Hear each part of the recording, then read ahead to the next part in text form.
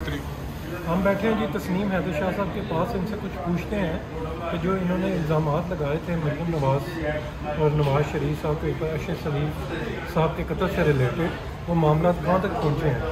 तो बताएं शाह जी, अपना कब इन्हें सज़ाएँ हो रही हैं, कब मामला चल रहे हैं और ये आप किस्सा आगे भी निकलेगा कि नहीं निकलेगा कि सिर्फ ये यहीं पे जो है वो ख़त्म हो जाएगा।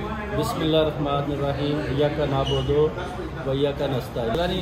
और जब मेहमान के घर जाएँ, शाबाश लें, उधर गालियाँ निकालें, खाएँ, नवाज शरीफ साहब को अंदर डालें जी, पिछले दौर से गालियाँ खाएँ। आपको भी ये चीज़ें सुनी होगी, देखी आपने, ये सारी चीज़ें सबके सामने।